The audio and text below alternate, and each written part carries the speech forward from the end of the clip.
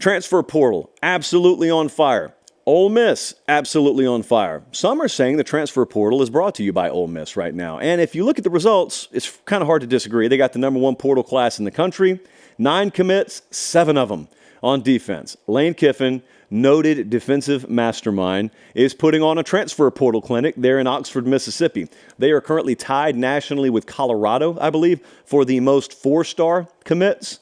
They landed Juice Wells today, the wide receiver out of South Carolina. That was expected, but you still celebrate it when it happens. They are the current crystal ball favorite, and many people, including my mind, for Walter Nolan. That's the number 1 overall player in the portal. You can tell folks are uncomfortable about this because there are a lot of people saying, oh, this is not a big deal. Oh, man, you can't portal your way to success. Well, you can supplementally portal your way to success. Florida State just did it. Florida State has no intention of building their team via the portal. Mike Norvell knew what it took to jumpstart his talent roster, but what you can do is you can build through recruiting and supplement via the portal, and some schools are going to need to balance that percentage more so than others. Ole Miss is in a current situation where they have the most workable schedule in the SEC next year out of perceived contenders, and they're in a situation where they've got a lot of the pieces they already need. They're not rebuilding their team, but what they are doing is they're putting cherries on top of a number of portions of that team. There's no guarantee that it coalesces and gels as you hope it would. No, there's never that guarantee.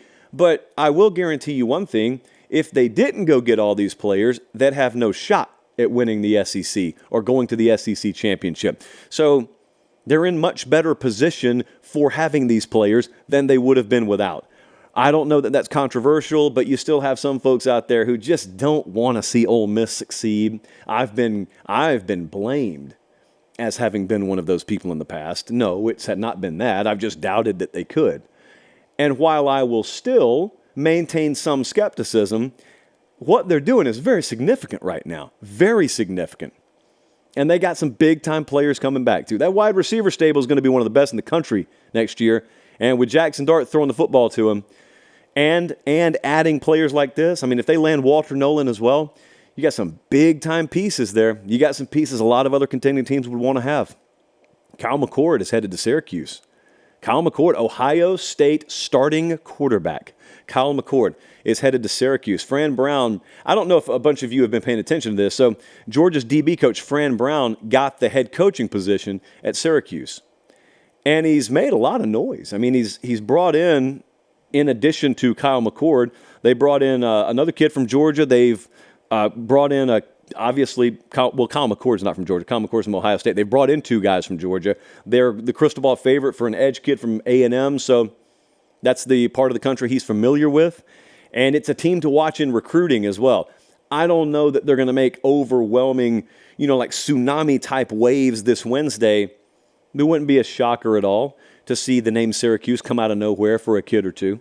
Probably not stealing a kid from Alabama, but, I mean, there may be some Tier 2 or Tier 3 battles where Syracuse makes some noise. But Kyle McCord, obviously an instant upgrade up there. Texas is doing big things on all fronts right now. They have landed Matthew Golden. That's the number 4 wide receiver in the portal. He was out of Houston. Looking to have sort of an A.D. Mitchell vibe about him. Texas is another program that is building through recruiting. Had an argument that was one of the dumbest arguments I have had all month, and that's saying something, yesterday, where a guy told me, this actually came out of someone's Twitter mouth, teams like Colorado and Texas. That's where you should end the sentence because there is no comparison between those two. But they're talking about teams building through the portal. I was told teams like Colorado and Texas. I hit up Trey Scott because I thought I was going crazy. I said, how many starters that Texas has right now from the portal? There's like 3 or 4 of them. And entire lines of scrimmage have been built organically. And Texas will continue to do that. And what they will do is they will sprinkle because they can. They can sprinkle guys like A.D. Mitchell from Georgia last year or Matthew Golden this year, 6 foot, 190 pounds. He's a former 4-star. And he is going to fit very nicely in that offense. They are the crystal ball favorite for Andrew Makuba. That's the number 1 safety in the portal right now. He's out of Clemson. A rumor a couple of years ago, 2021, all ACC and a freshman All-American.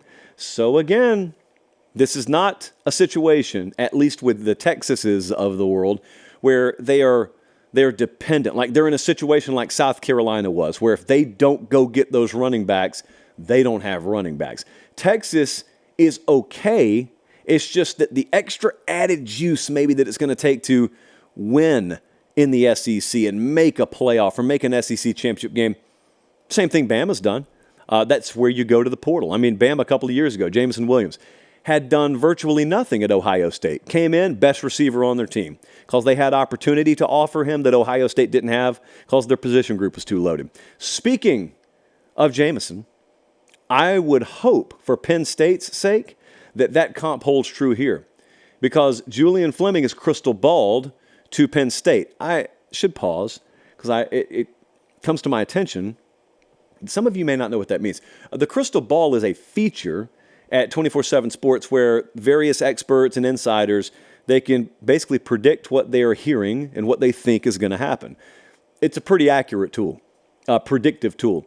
Not 100%, not foolproof, because you're dealing with people who change their minds. But Julian Fleming is from Pennsylvania originally, committed to Ohio State. He was the number one receiver in the 2020 class. And so he's been at Ohio State. He never broke out and had 26 catches this year in 12 games. So nothing overly special, but has the potential. And as a feature receiver, which he would be at Penn State, and a veteran leader in a room that needs it at Penn State, read between the lines there, he would probably have that opportunity with a quarterback who still, I think, has a ton of upside in Drew Aller. That Penn State wide receiver room, kind of like that South Carolina running back room. They need impact guys like this. They don't have them right now. Lambert Smith was their leading receiver this year and had 673. So that is badly needed.